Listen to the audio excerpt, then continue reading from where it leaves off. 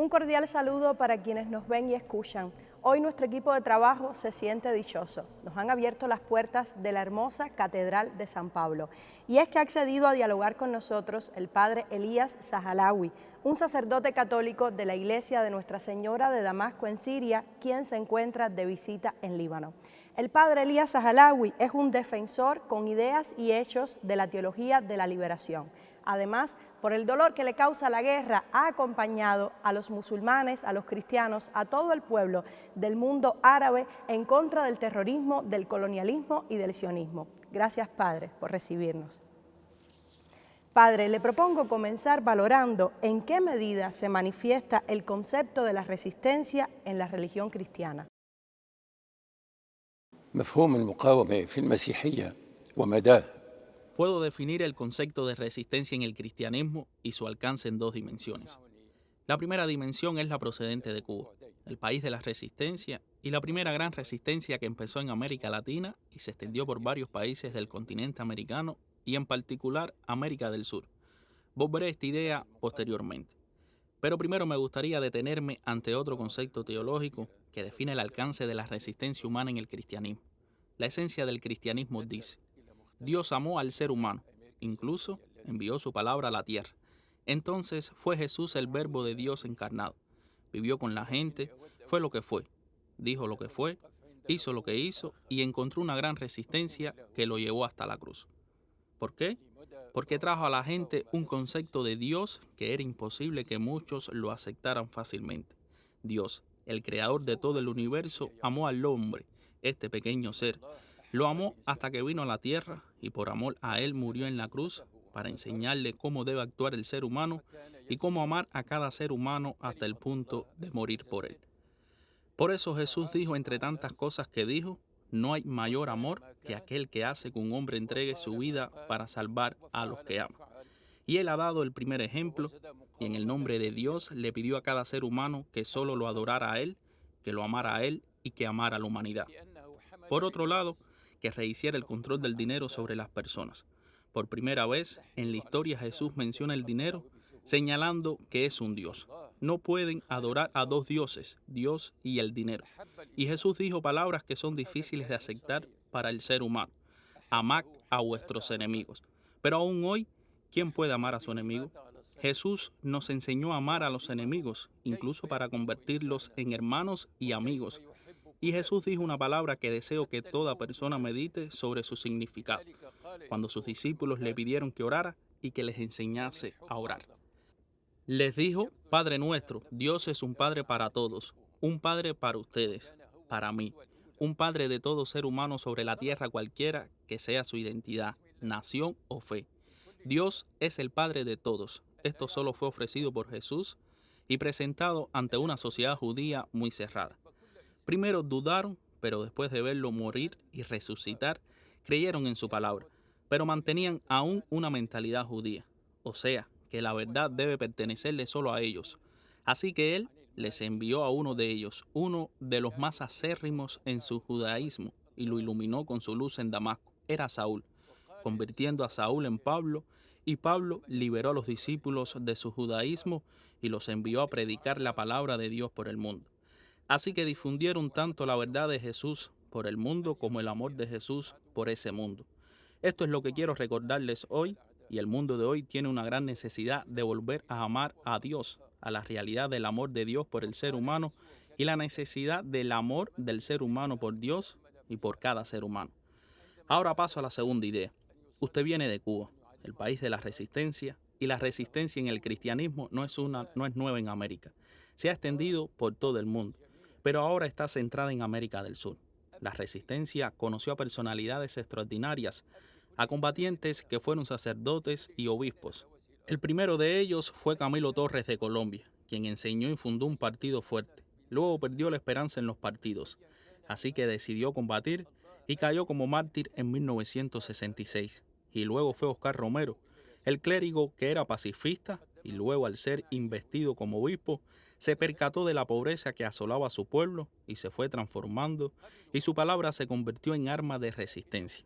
Fue asesinado convirtiéndose en mártir el 24 de marzo de 1980 Y hubo otro obispo, Helder Câmara de Brasil, que jugó un papel importante y fue acusado de ser obispo rojo. Luego mucha gente lo apoyó y se convirtió en un símbolo de la iglesia llamado a la liberación. En 1986 se emitió en Roma un comunicado aprobando la teología de la liberación. Padre, en ocasiones la religión cristiana ha sido tildada de elitista. ¿Se ha alejado la esencia del pensamiento de Jesucristo, de la humildad, la vida simple, la sencillez de la religión cristiana? هنا يجب أن نتوقف Aquí debo detenerme en dos periodos. El primer periodo del cristianismo comenzó con solamente la fe en Jesús y el amor hacia Jesús. Y esa fe y ese amor se extendieron por la palabra y el amor, sin el uso de la fuerza, hasta el punto de que los paganos solían decir de los cristianos que se amaban los unos a los otros. Miles, más bien decenas de miles de ellos murieron como mártires, comenzando desde Al-Quds, Jerusalén, pasando por Damasco y extendiéndose por el resto del Imperio Romano. Uno de los grandes escritores del norte de África, Tertuliano, decía: la sangre de los mártires es semilla de cristianos. Cada vez que eran asesinados, más paganos se convertían al cristianismo y aceptaban la fe en Jesús. En el año 313, el emperador Constantino reconoció el derecho del cristianismo a existir, pero desde aquel entonces, por desgracia, la iglesia comenzó a convertirse en una institución que se sumergía cada vez más en los laberintos del poder temporal y todavía al día de hoy sufre de estos deslices que han alejado mucho a la iglesia en gran medida de la humildad y el desprendimiento de Jesús y el amor de Jesús por los pobres. La mayoría de los oficiales de la iglesia vivían en palacios. Trataban de imitar a los príncipes del imperio, imitándolos con sus atuendos, con sus moradas, sus privilegios y sus posesiones, incluso en las vestimentas de oración. Esto se mantiene hoy en día en la iglesia bizantina. Aún hoy vemos obispos con coronas imperiales y túnicas bordadas, como si fueran emperadores de nuestro tiempo. Todo eso es un legado del pasado. Por eso la iglesia, al sumergirse en lo mundano, perdió mucho de la sencillez de Jesús y la presencia de Jesús con los pobres. Sin embargo, esto no impidió que muchos sacerdotes, obispos, monjas y laicos en la iglesia y en la institución en particular estuvieran al servicio de los pobres. Recuerdo, por ejemplo, a Francisco de Asís y en nuestros días a Sor Emmanuel, los hermanos Pierre y André Méry Jacquard, el abbé Pierre de Francia. Estos son nombres que llevaron en su fe, voz y corazón a los pobres, los marginados y los excluidos. Lo llevaron para todo el mundo. ¿Quién no conoce el nombre de Abbé Pierre y la Fundación Emmanuel? Esto es un aspecto de la presencia del Señor en esta institución. Hoy, como simple sacerdote que soy, sin título ni rango, hago un llamado a toda la iglesia, desde el Vaticano hasta la última iglesia en el mundo, a recuperar la sencillez de Jesús, a recuperar la humildad de Jesús y su cercanía a las personas, especialmente a los que sufren, los pobres y los sin techo. Hoy los pobres, los desamparados, los hambrientos y los desposeídos son millones sobre la faz de la tierra, esperando que la iglesia diga una palabra en su defensa. Lamentablemente, la mayoría de las iglesias hoy en día guardan silencio. ¿Por qué? Hago la pregunta y me gustaría ser escuchado por aquellos que desean escuchar. Padre, por lo general los cristianos, los practicantes de la fe cristiana, han rechazado a las personas practicantes del materialismo dialéctico, a los que no son devotos a nada, a los que no practican la fe. ¿Cómo construir diálogos en nombre del amor, seamos creyentes o no? أحد أسباب المشكلة يعود Una de las causas del problema se debe a lo que mencioné en mi segunda respuesta. La iglesia se ha convertido en instituciones que se dividían entre sí y a veces competían entre sí y otras veces se enemistaban.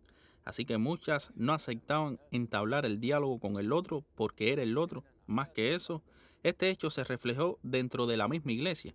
Y me pregunto si existe un diálogo entre el que está en un cargo de responsabilidad y un sacerdote común como yo, y digo con toda franqueza y sencillez, a menudo el diálogo está ausente, lo cual es lamentable. Nos basta decir hoy que se nos confía el amor de Dios hacia el ser humano y el ser humano sufre hoy de la injusticia, la pobreza, la falta de vivienda y el horror a nivel mundial. Debemos esforzarnos por encontrarnos con el otro, sea de nuestra fe, de nuestra iglesia o sea hostil a nosotros, para dialogar con él y tratar de construir un mundo humano que todos necesitamos. Y quien se cree que mientras está en su palacio está a salvo del mal, el terror y el miedo, vive en una ilusión mortal. Padre, habíamos presentado al inicio de este diálogo que usted es sacerdote de la iglesia de Nuestra Señora de Damasco en Siria. Por tanto, fue testigo de los años más tristes que vivió ese país durante la guerra. ¿Cómo contribuir desde la fe a la recuperación de una nación que renace y que aún, por desgracia, enfrenta los peligros de la guerra? صحيح أن واجهنا حربا Es cierto que nos enfrentamos a una guerra mundial muy horrible. 140 países enviaron combatientes a Siria y nos enviaron a los llamados terroristas, es decir, más de medio millón de terroristas enviados a Siria. ¿Por qué? ¿Acaso era para difundir la fe y la paz? Por supuesto que no. Los enviaron para destruir todo, con el fin de, ni más ni menos, favorecer a Israel y para poder saquear nuestras riquezas petroleras y gasíferas, así como nuestros otros recursos. Antes de esta guerra en Siria, musulmanes y cristianos vivían en armonía, y yo soy el testimonio de eso. Hoy yo tengo 90 años y les aseguro a ustedes y a todos los televidentes que desde mi infancia hasta el día de hoy he tenido valiosas amistades con musulmanes. Permítame decirte, Leslie, que este reloj en mi mano es un reloj que pertenecía al difunto Muhammad Aziz Abedin, quien fuera el director de Dar al-Ifta en el Ministerio Auqaf Islámicas en Damasco, Ministerio de Bienes Religiosos. Él y yo éramos más que dos hermanos y más de dos amigos. Él murió de un cáncer fulminante en 1985. Entonces su esposa me visitó con su hijo, doctor Yasser Abedin, y me entregó este reloj y me dijo: no he visto a nadie que esté más cerca que tú de nuestro ser querido difunto para dejarle este recuerdo, y lo llevo así desde 1985. En Siria vivimos en armonía entre musulmanes y cristianos. Mi experiencia en este campo es muy larga, y Siria tiene un enorme potencial humano. Estoy consciente de que el ser humano sirio, que creó el alfabeto hace miles de años, guarda una enorme riqueza humana en sus profundidades.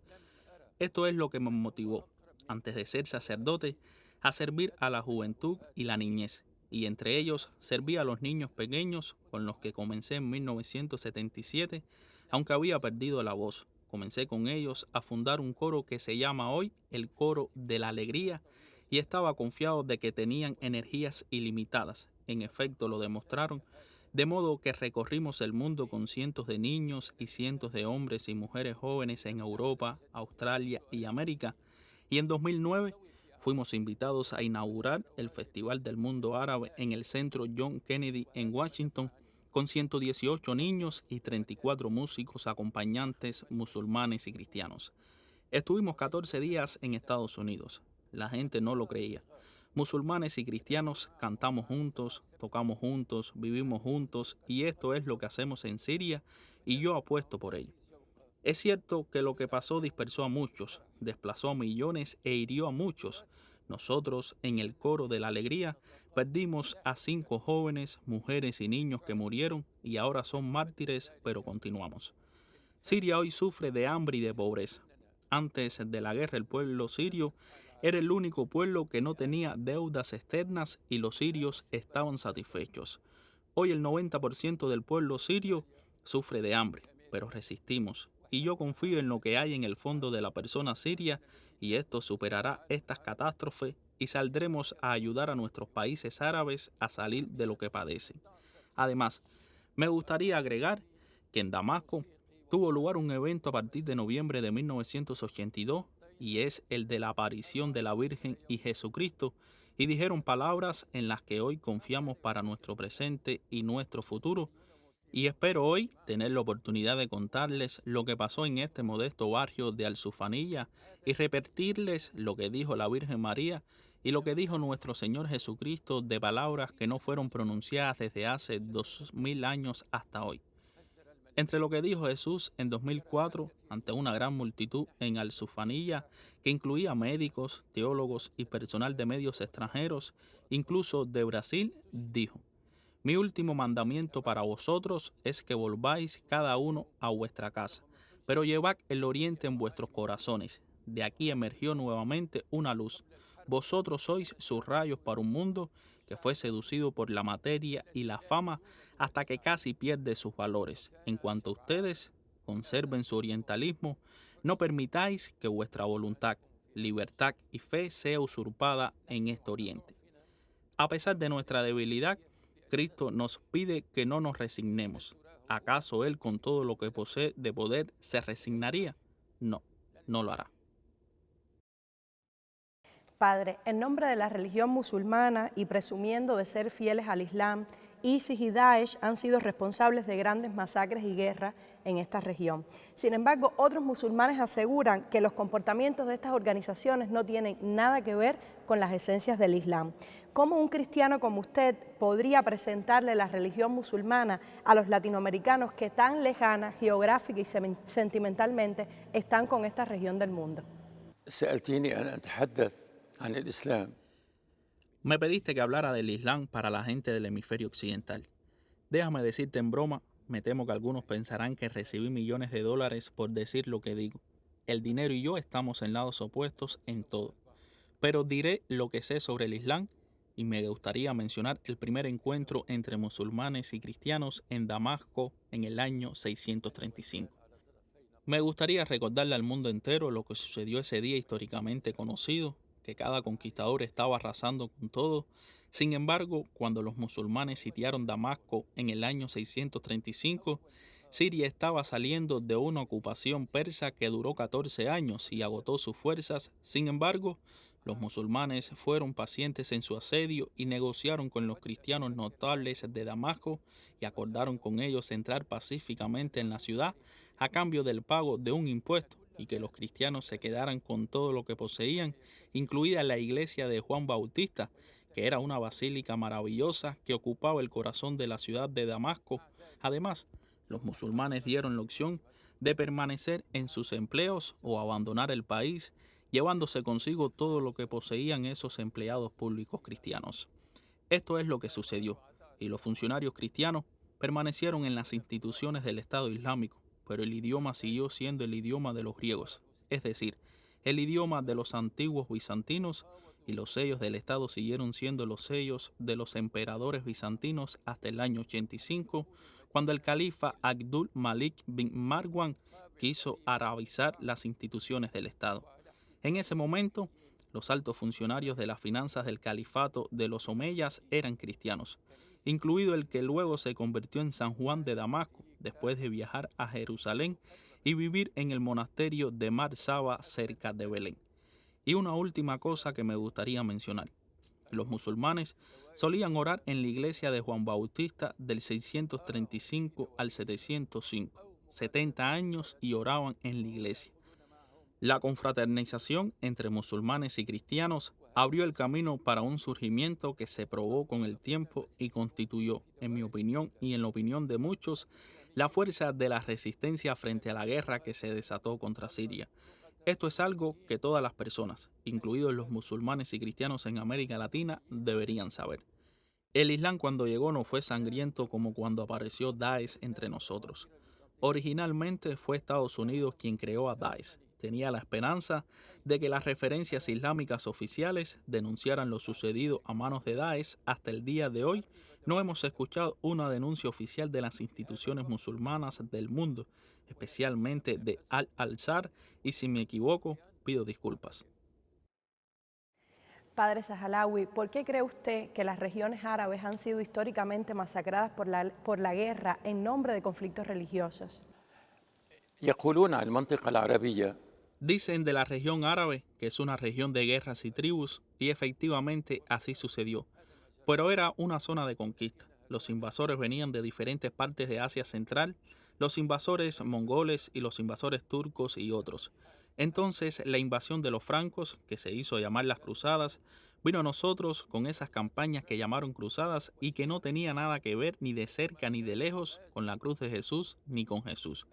Vinieron con cientos de miles de elementos armados y ocuparon nuestro país y cometieron asesinatos, desplazamientos y se asentaron aquí hasta que después se fueron.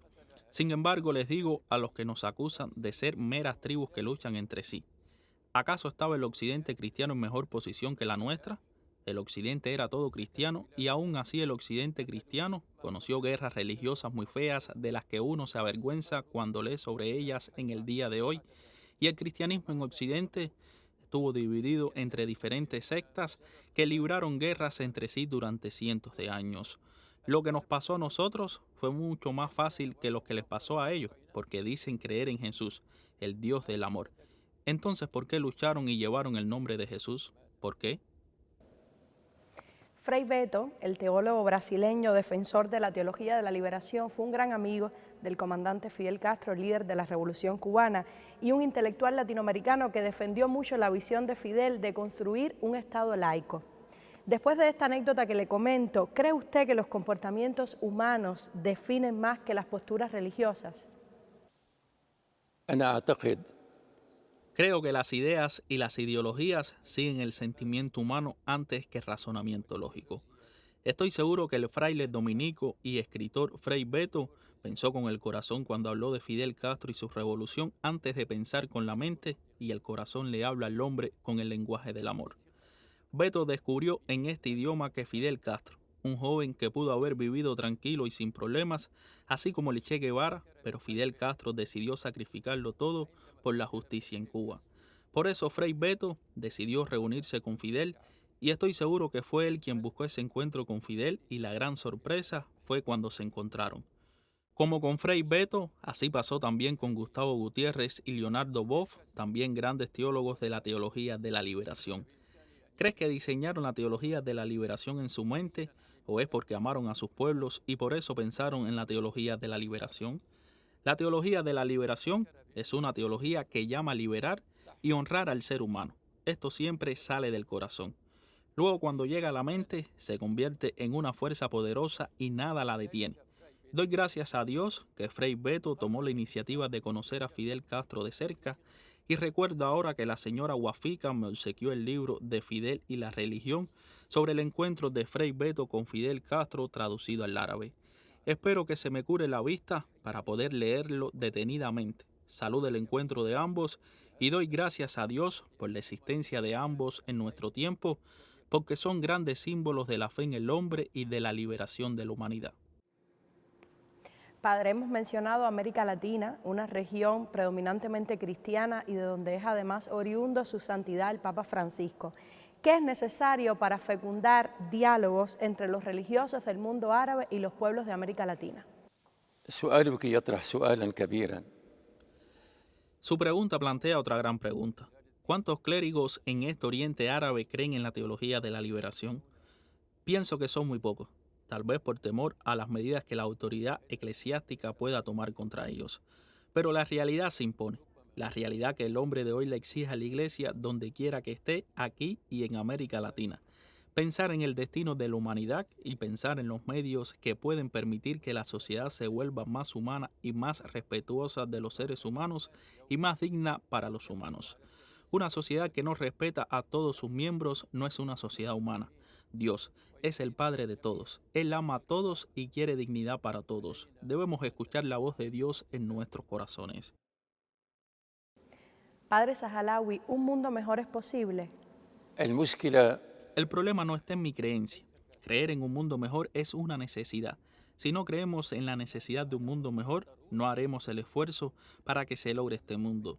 Si me conformo con esperar, puedo desanimarme y no moverme. Pero si tengo fe en un futuro mejor, seré decidido, y si soy decidido empezaré a trabajar y me esforzaré por encontrar a alguien que crea en esta obra como yo, y entonces, con las manos unidas, trabajamos juntos donde sea que estemos, en América Latina o aquí o en Europa o Rusia o en otros países. Lo importante es que las manos se entrelacen en un solo amor. Padre, le hemos comentado antes de iniciar esta entrevista que los países árabes nos han acogido hace 2 meses, en especial Líbano, pero que somos periodistas latinoamericanos y cubanos. ¿Podría, por favor, enviar un mensaje a los que nos ven y escuchan desde ese lado del mundo? ليسلي من خلالك Leslie, a través de ti quiero saludar a todos los pueblos de América Latina y en especial al pueblo cubano porque eres de Cuba. Estoy seguro que si seguimos buscándonos con amor, con respeto, con honestidad y con sacrificio, poco a poco podremos construir células de personas que aman a la humanidad y que buscan lograr una sociedad humana. Y ahí entonces América Latina será parte de este Oriente Árabe y también este Oriente Árabe será parte de América Latina. Es que el mundo es muy pequeño. ¿Por qué y para qué vamos a seguir en conflicto? ¿Ves que no tiene sentido? Quisiera concluir esta entrevista en una palabra que fue dicha por el primer cosmonauta norteamericano que subió a la luna y dio su primer paso ahí. Se me olvidó su nombre. Dijo: he venido por primera vez en mi vida. He perdido a seres queridos y no he llorado. Perdí a mi padre y no he llorado.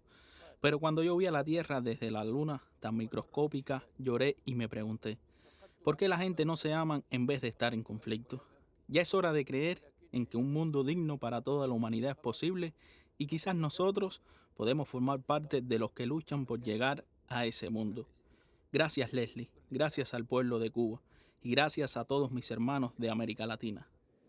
Con sus bendiciones para los pueblos de América Latina, despedimos este diálogo con el padre Elías Sahalawi, un hombre de fe, defensor de la dignidad humana. Padre, en deuda de gratitud infinita estaremos por estos minutos compartidos. Gracias, Leslie. Dios te bendiga. Hasta luego.